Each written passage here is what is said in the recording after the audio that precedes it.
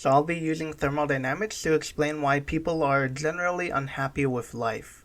Starting with the basics, we have the 3 laws of thermodynamics. I mean, technically there's 4, but anyone with a functioning brain cell can figure out it's as trivial and obvious as saying 1 plus 1 equals 2. It states that the change in energy of a system is equal to the heat supplied to the system plus the work performed on the system. Or if you're a filthy degenerate weirdo, it's the heat minus the work performed by the system. I'll be using the latter definition. The heat transfer between people and their ambient surroundings is extremely negligible to the energy of the solar system, so to first order we can approximate the heat supplied to the system as 0. Therefore, the change in energy is proportional to the work performed by the system. Most countries are built on frameworks based around capitalist ideals, or at the very least allow some form of competition between companies.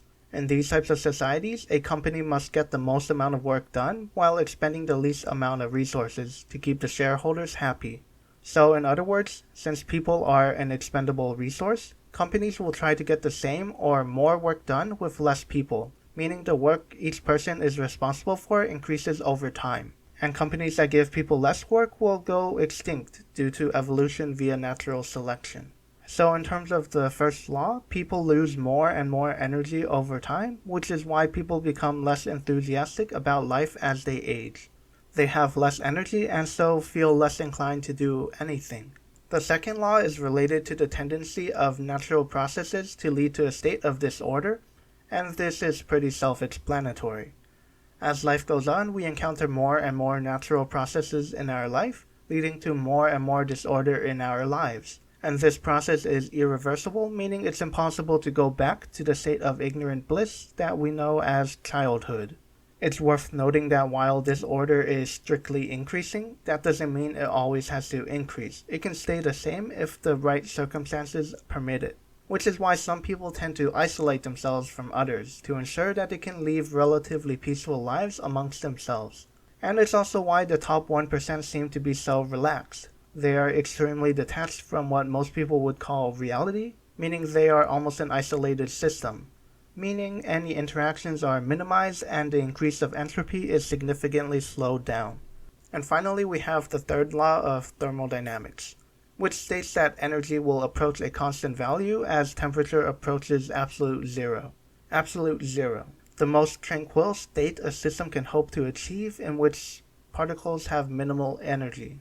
This state still has some entropy or disorder, meaning that no matter how hard we try to eliminate disorder in our society, it will always exist because entropy is a fundamental consequence of our existence. Or more specifically, entropy is defined by the following equation. It's not some made-up idea that scientists came up with one day. The important part is this ohm variable. It represents the multiplicity for energy distribution, or essentially the number of possible microstates in a system.